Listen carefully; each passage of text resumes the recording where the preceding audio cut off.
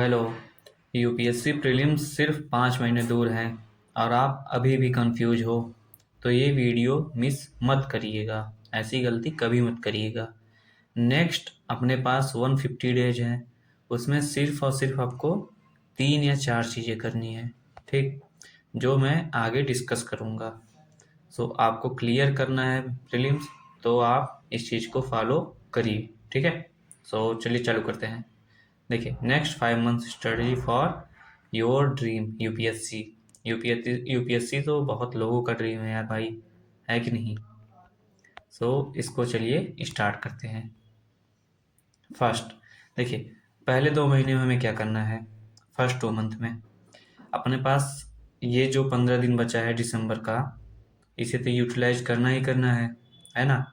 लेकिन जनवरी से फरवरी के बीच में हमें करना क्या है। सबसे पहली बात, अगर आप मतलब रिवीजन नहीं किए हैं तो रिवीजन के लिए स्ट्रेटेजी बहुत ही बेस्ट है। सबसे पहले क्या करना है, सभी जितने भी स्टैंडर्ड बुक आपको पढ़ने हैं, 4-5 बुक जो भी हैं, उनका लिस्ट बनाइए, उन पे डेट लिखिए। मतलब एक कॉपी में या फिर एक नोट पे लिख के डेट लिखिए उस पे कि कैसे कैसे कितने कितने तारीख तक उसे कंप्लीट करना है आपको, ठीक है। उसका क्या करना है, आपको जो 30 साल का पीवाईक्यू है उसका क्या करना है, लिस्ट बनाना है, ठीक है। और उसके बाद जो आपका खुद का नोट्स है, ठीक, उसका लिस्ट बनाना है कि कितने सब्जेक्ट आपको पढ़ने हैं, ठीक है। आपने लिस्ट बना लिया, लिस्ट बना के अपने टेबल के सामने उसको क्या करिए, चिपका के रख दीजिए। फिर करना क्या है, सबसे पहले लास्ट 30 ईयर का पीवाईक्यू। देखिए, पीवाईक्यू बहुत ही मस्ट है। बिना पीवाईक्यू को आप सोचिए कि आप प्रीलिम्स क्वालिफाई कर लेंगे तो नहीं होगा। ये बात अच्छे से याद रखिएगा। तो लास्ट 30 ईयर का पीवाईक्यू आपको करना मस्ट है। और उसमें करना क्या है कि हर एक साल का हर एक क्वेश्चन आप एनालिसिस करिए, साथ में हर एक ऑप्शन को भी एनालाइज करिए, ठीक है। और उसका सिर्फ एनालिसिस नहीं करना है, उसका क्या बनाना है, नोट्स बनाना है। ये नोट्स आगे आपको अगले महीने में काम देगा, ठीक। और क्या करना है, स्टैंडर्ड बुक पढ़िए आप, ठीक। स्टैंडर्ड बुक में जैसे पॉलिटिकल लक्ष्मीकांत, स्पेक्ट्रम हो गया, जियोग्राफी हो गया, एनवायरनमेंट हो गया, इन सबको पढ़िए और इन सबका शॉर्ट एंड क्रिस्प नोट बनाइए। क्या बनाइए, शॉर्ट नोट बनाइए, ठीक है। उसके बाद क्या करना है नेक्स्ट मैं बता रहा हूँ। फिर नेक्स्ट 2 मंथ में क्या करना है, अब जनवरी फरवरी में आपको तो क्या क्या करना था। देखिए, आपको क्या करना था, लास्ट 30 ईयर का, उसमें लगभग लोग कुछ कंप्लीट होगा आपका, 10 साल का तो कम से कम कंप्लीट हो ही जाएगा। उसके बाद सारे बुकों को आप 2 महीने में कंप्लीट करिए, और 2 महीने में 30 ईयर का एनालिसिस भी कंप्लीट हो जाता है अगर सही से करते हैं तो, ठीक। अगले नेक्स्ट 2 मंथ में क्या करना है, मार्च और अप्रैल में क्या करना है, जो भी आप नोट्स बनाए रहेंगे उनको गो थ्रू करना है, ठीक। जो भी स्टैंडर्ड बुक से आपने नोट्स बनाया और आपका जो पिछला नोट्स है पुराना, उससे क्या करना है, गो थ्रू करना है, आपको पढ़ना है। और पीवाईक्यू के जो नोट्स बनाए हैं उसे तो मस्ट है, बार बार बार बार रिपीट करिए, उसको याद करिए, रिवीजन करिए, रट डालिए, उसको खोल के पी जाइए, ठीक है। उसके बाद क्या करना है, करंट अफेयर आपको रिवीजन चालू कर देना है, क्योंकि देखिए करंट अफेयर तो लगभग लोग सब पढ़ते ही रहते हैं। तो लास्ट मतलब मार्च अप्रैल में आपको रिवीजन चालू कर देना है करंट अफेयर का।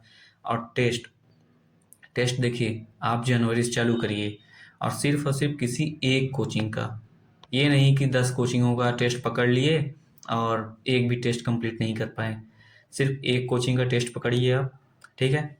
अपने पास 150 दिन है, आप चाहेंगे तो 35 टेस्ट कंप्लीट कर लेंगे आराम से, ठीक है। उसके बाद सी सेट क्या करना है, सी सेट के लिए मार्च से सी सेट, देखिए सब सी सेट पढ़ रहे हैं, आप भी पढ़ रहे हैं, लेकिन मार्च से हमें कुछ एक्स्ट्रा करना है, कुछ नया करना है। करना क्या है, एक बार फिर से सी सेट का पूरा कंप्लीट सिलेबस कंप्लीट कर देना है, ठीक है।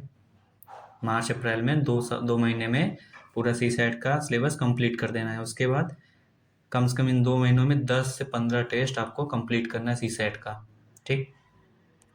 इन 2 महीने में क्या करना है, आपको टेस्ट मारना है किसी एक कोचिंग का, अपने पुराने नोट्स को गो थ्रू करना है, और सी सेट को कंप्लीट सिलेबस कंप्लीट कर देना है। उसके बाद 10 टेस्ट मारना है सी सेट का।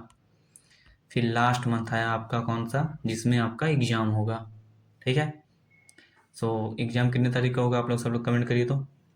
देखिए, लास्ट मंथ में क्या होगा, अब आपने पीवाईक्यू का नोट्स बना लिया, आपका शॉर्ट नोट हो गया बुक का, और आपका खुद का जो नोट आपका कोचिंग का है ना। इन सबको एक बार फिर से आपको 2-2 दिन, 3-3 दिन, 4-4 दिन करके एक सब्जेक्ट, 2-2 सब्जेक्ट पे दे करके कंप्लीट कर देना है, एक बार फिर से गो थ्रू करके, ठीक। करंट अफेयर का नोट्स कंप्लीट कर देना है, ठीक है। और टेस्ट के लिए क्या करना है कि लास्ट के मंथ में सीसेट का फुल टेस्ट मारना है 10 ठो आराम से, और हो जाएगा। और उसके बाद जीएस का 10 फुल टेस्ट मारना है 15 मई तक।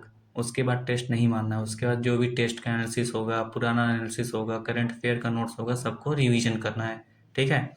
अब देखिए टेस्ट कैसे करना और लास्ट 30 ईयर का पीवाईक्यू कैसे सॉल्व करना है, कैसे क्लियर करना है, उसके लिए कुछ स्ट्रेटजी है।